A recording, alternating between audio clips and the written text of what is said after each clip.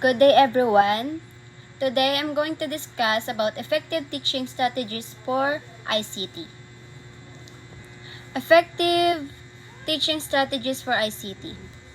As society becomes more digital integrated, teachers face increased pressure to prepare children for their future in the workforce. Evidence-based ICT teaching strategies are needed to successfully integrate digital technology and ICTs into the curriculum. Dito, mas nagiging digital ang society, mas tumataas ang pressure sa mga teachers na ihanda ang mga bata para sa kanilang future sa workforce. Kumbaga dito, kailangan natin ng evidence-based ICT teaching strategies para ma-integrate ng maayos ang digital technology at ICT sa curriculum. Kumbaga, kung gagamitin natin ang strategies na ito, magkakaroon ng malaking impact sa student learning, mas magiging handa sila sa real-world application ng technology, pati na rin sa kanilang future. Constructivized approaches to ICT instructions. Constructivized. Learning theory believes that all knowledge is constructed on the basis of prior knowledge, understanding, and experiences. Children are not a blank state and knowledge cannot be imparted without their knowledge making sense according to his or her current conceptions. Ayon sa constructivized learning theory, lahat ng kaalaman ay nabubuo based sa dati ng kaalaman. Kumbaga dito, sa pag-unawa at karanasan ng isang tao, ibig sabihin, ang mga bata ay hindi blank slate o parang papel na walang laman. Kumbaga dito, hindi pwedeng basta ituro ang knowledge nang hindi ito nagme-make sense sa bata ayon sa kung ano na ang alam niya sa ngayon. Kumbaga, kailangan i-connect ang bagong impormasyon sa mga nauna niyang karanasan at pag-unawa para mas maging meaningful at effective ang learning process niya. Dito, sa madaling salita, ang kaalaman ay constructed o nabubuo ito by layer gamit ang dati ng foundation ng bata o ng estudyante. Constructivism means that knowledge is not given, but constructed. It is a rather heterogeneous idea. This meaning, making theory of learning is called constructivism. Knowledge is constructed by learners through an active mental process of development. Learners are the builders and reactors of the meaning and knowledge. Dito naman po, ang constructivism ay naniniwala na ang kaalaman ay hindi basta ibinibigay, kundi nababago at nabubuo ng learners mismo. Isa itong meaning-making theory kung saan ang learning ay nangyayari sa pamamagitan ng active mental process ng development. Baga dito, sa ganitong approach, ang mga learners and builders at reactors, ang kanilang sariling meaning at knowledge, hindi lang sila passive recipients ng impormasyon, sila mismo ang nagde-develop ng kaalaman based sa kanilang experiences. Baga dito, ang pag-unawa at pag-interaction sa mundo ay mas nagiging interactful or meaningful. Dito, ibig sabihin, ang learning ay hindi one size fits all, kundi personalized at depende sa kung paano binubuo ng bawat learner ang kanilang kaalaman. Types of constructivism. Cognitive constructivism emphasizes active learning and active reasoning.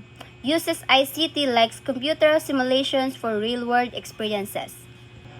Dito naman sa emphasize active learning and active reasoning, binibigyan din nito ang active learning at active reasoning kung saan ang learners ay aktibong nag-iisip at nagsosolve ng problems para matuto.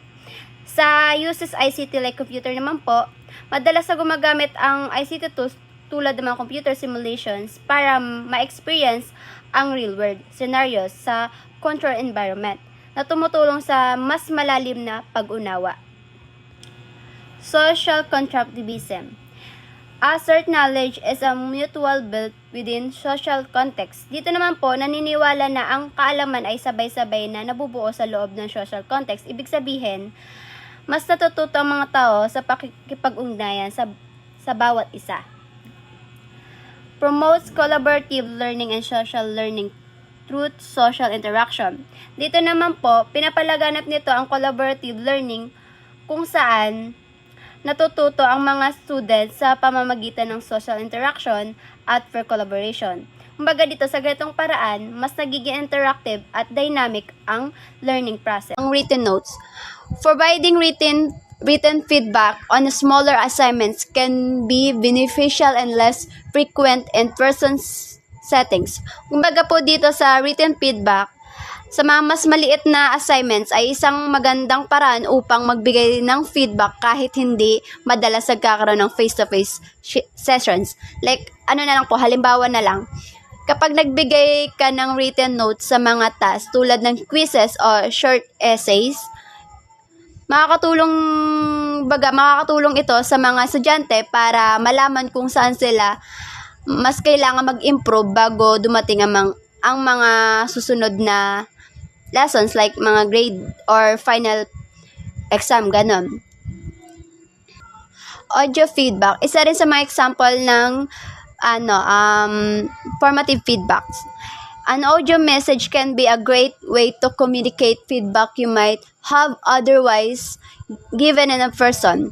Kumbaga dito po, sa paggamit ng audio message mula sa guro ay isang magandang paraan para magbigay ng feedback. Lalo na kung hindi possible ang face-to-face na pag-uusap. Kumbaga sa pamagitan ng audio message or memo, something like, maaari mong iparating ang inyong feedback ng mas personal at malinaw. Kumbaga, tulad ng pag-explain kung bakit ang isang sagot ay mali o kung paano pa nila mapapabuti ang kanilang trabaho. Ganun.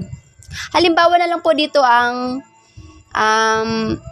imbes na magsulat ng maraming notes, pwede ka mag-record ng audio message kung saan ini-explain mo ang strengths and areas for improvement ng estudyante.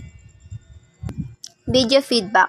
Dito po, mas preferred ng mga estudyante ang video feedback, kumbaga mas madali mong maipapaliwanag ang mga concepts gamit ang visuals, audio, o mga camera recordings. Halimbawa na lang po dito sa isang design project. Pwede mong ipakita mismo sa screen kung anong parte ng gawa ng estudyante ang dapat ayusin at sabay ipaliwanag ito. Kumbaga mas engaging kasi ito kumpara sa traditional na written feed. Dito naman po sa peer feedback among the students, kumbaga napakahalaga nito lalo na kung ang mga estudyante ay may tamang kaalaman o experience na nakakatulong ito sa paggawa ng collaborative learning environment kung saan mas natututo sila mula sa isa't isa. Kumbaga sa pamamagitan ng feedback, nagiging mas active at engaged ang mga estudyante sa kanilang learning process.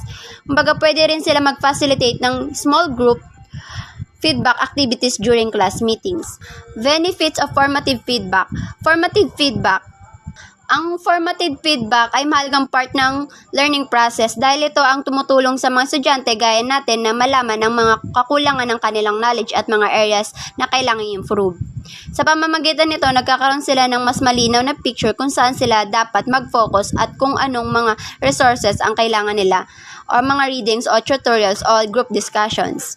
Without formative feedback, dito po kapag walang formative feedback, ang mga estudyante ay maaaring hindi nila napapansin ang kanilang mga misunderstanding o misconceptions. Kumbaga dahil dito, hindi sila aware ng may mga bahagin sa kanilang kaalaman na mali o kulang. Kaya't hindi nila agad na itatama ang mga mali nila, tsaka meron din na hindi nila maintindihan ang mga bagong lesson like may mga namimiss silang naunang topics.